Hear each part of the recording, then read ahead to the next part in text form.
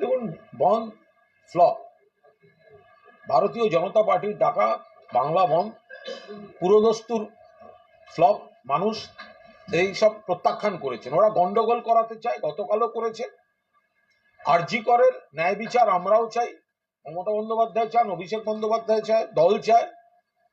অ্যারেস্টও Mamata Bandyopadhyay police করেছে, CBI এখনো কিছু করতে পারেনি। তারা নবান্ন অভিযান বলে গন্ডগোল করেছে, তদন্তে দেরি থেকে নজর ঘোরাতে। তদন্তের দেরিটা করানো হচ্ছে রাজনৈতিক অস্থিরতা তৈরি করার সুযোগ করে দেওয়ার জন্য। আর আজকের বন্ধ ফ্লপ। সকালের দিকে কোনো কোনো এলাকায় সারা বাংলা সচল ছিল, কোনো কোনো এলাকায় কিছু কিছু জায়গায় একটু কম দেখা গেছে, কারণ গতকালের গুন্ডামিতে লোকে হয়তো কিছু ভয় পেয়েছে। আর কিছু দোকান হয়তো একটু দেরিতে খুলেছে, কারণ ট্রেন লাইনটা রেল কর্তৃপক্ষ আর বিজেপি গট আপ করে তারা একটু ডিলে করাচ্ছিল। এর বাইরে কিছুই না। শিল্পাঞ্চলে 84 থেকে 86% অ্যাটেন্ডেন্স, চা বাগানে 82 থেকে 83% অ্যাটেন্ডেন্স, আইটি সেক্টরে 100% অ্যাটেন্ডেন্স, পরিবহন স্বাভাবিক। জায়গায় জায়গায় বিজেপির নেতারা 10 জন, 20 জন, 25 জন মিলে অবরোধ করেছেন, গন্ডগোল করার চেষ্টা করেছেন, এই করে কিছু দৃশ্যের অবতারণা করেছেন। তাতে মানুষ বন্ধ আদৌ কোনোভাবে সমর্থন করেননি, সাড়াও দেননি। ফলে বিজেপির এই বন্ধের ডাক আসলে, আর একটা বিষয় বলি, জাস্টিস আমরা সবাই চাই। জাস্টিসটা কে দেবে? জাস্টিস দেওয়ার এই মুহূর্তে প্রথমে তো মমতা বন্দ্যোপাধ্যায় 24 ঘন্টার মধ্যে কলকাতা পুলিশ অ্যারেস্ট করেন, কিন্তু জাস্টিস দেওয়ার এই মুহূর্তে ক্ষমতা হচ্ছে সিবিআই এর। সেটা সেন্ট্রাল এজেন্সি। কেস মনিটর করছে সুপ্রিম কোর্ট দিল্লিতে। বিজেপি একটা এনার্কি তৈরি করছে, আর বিজেপির নিজের নেতাদের মধ্যে কন্ট্রাডিকশন এবং কম্পিটিশন। বিজেপির একজন নেতা নবান্ন অভিযানকে একটু উস্কে দিলেন, আবার সেটাকে টেক্কা দিতে আর একজন একা একা পার্টি অফিসে বসে বন্ধ ডেকে দিলেন।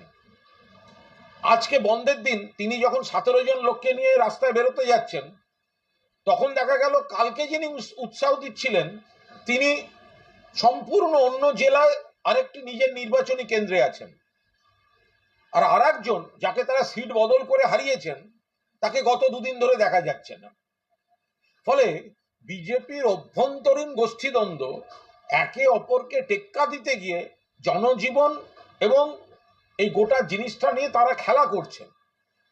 উই ওয়ান্ট জাস্টিস, ন্যায় বিচারের জায়গা থেকে বিজেপির রাজনীতি এবং বিজেপির নেতাদের প্রতিযোগিতা গোটা জিনিসটাকে অন্যদিকে সরিয়ে দিচ্ছে এবং জাস্টিস ডিলেড, জাস্টিস ডিনাইড এর পরিস্থিতি তৈরি করছে। মুখ্যমন্ত্রী আজকে যে বক্তব্য রেখেছেন যে প্রয়োজনে আগে বদলের কথা বলেছিল, এখন প্রয়োজন মতো আপনারা বুঝে নেবেন এবং আসাম বিহার এই সমস্ত জ্বলবে, যে তার অভিযোগে হোম মিনিস্টারকে চিঠি লিখেছেন কিছুক্ষণ আগে সুকান্ত মজুমদার, যেটা প্ররোচিত করছেন মুখ্যমন্ত্রী তার পার্টি কর্মীদের। কোনো কিছু প্রতিষেধ করেনি, এই কথাটাও তো মমতা বন্দ্যোপাধ্যায়েরই। আমরা বদল চেয়েছিলাম, আমরা বদলা চাইনি, রবীন্দ্রসঙ্গীত শুনিয়েছিলাম। এবার অনেকের পেটে ঘি সহ্য হয় না, এই সৌজন্যকে অনেকে দুর্বলতা ভাবে। একতরফা কুৎসিত আক্রমণ, ভাঙচুর, হামলা, ক্যারেক্টার অ্যাসাসিনেশন, সিবিআইডি দিয়ে ডিস্টারবেন্স সমানে যদি চলতে থাকে, মুখ্যমন্ত্রী কখনোই বলেননি কোনো অশান্তি করুন। মুখ্যমন্ত্রী পুরো দস্তুর শান্তি চান। মুখ্যমন্ত্রী শুধু বলেছেন দরকার হলে ফোঁস করবেন। মুখ্যমন্ত্রী তো ছোবল মারতে বলেননি একবারও। একতরফা যে কুৎসিত প্রচার, একাধিক অতৃপ্ত আত্মাদের বিষোদ্গার চলছে, মানুষকে ভুল বোঝানো, মিথ্যা তথ্য চলছে, সেই জায়গায় মমতা বন্দ্যোপাধ্যায় বলেছেন, আমরা বলেছিলাম বদলা নয় বদল চাই, কিন্তু আপনারা একতরফা যদি কিছু হয় আপনারা দরকার হলে ফোঁস করবেন, কিন্তু কোনো অশান্তিতে জড়াবার কথা মুখ্যমন্ত্রী একদম বলেননি। মানুষকে যা যা বলার সেগুলো যাতে তৃণমূল কর্মীরা যথাযথভাবে নেতা কর্মীরা বলে দেন, মমতা বন্দ্যোপাধ্যায় সেই নির্দেশ দিয়েছেন।